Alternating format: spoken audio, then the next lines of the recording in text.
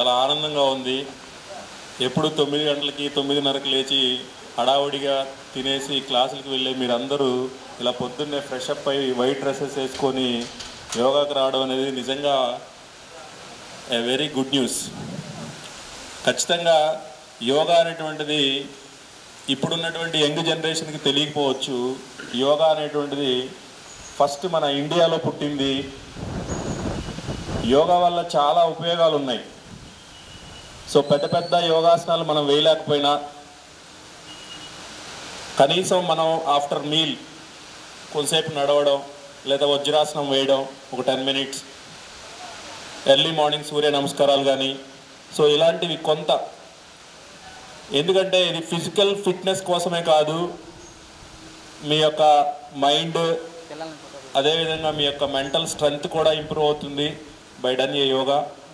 So ఖచ్చితంగా మీరు నవే days మీరందరూ కూడా చాలా పొల్యూటెడ్ ఫుడ్ తింటున్నారు compare to older generation.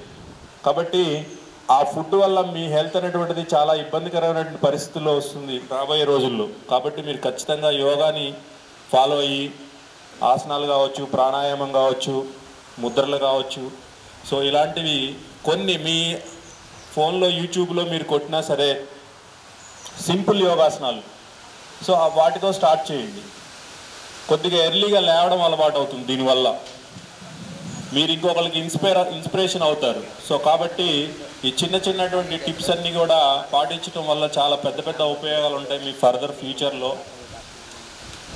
So ఈ యోగా అనేటువంటిది ఒక కోర్స్గా కూడా వస్తుంది యూనివర్సిటీలో. సో కాబట్టి యోగాకి చాలా ఇంపార్టెన్స్ ఉంది. ఏదో ప్రధానమంత్రి మోడీ గారు చేశారనే కాదు, he is the icon of the symbol of yoga. అర్థమైందా?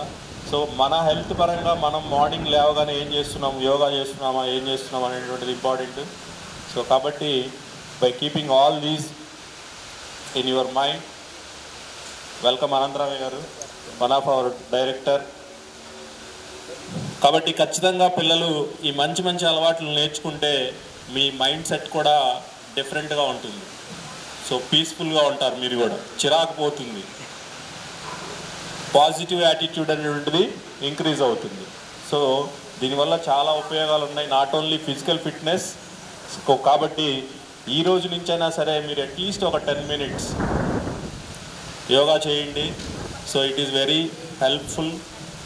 Thank you one and all. Thank you very much sir.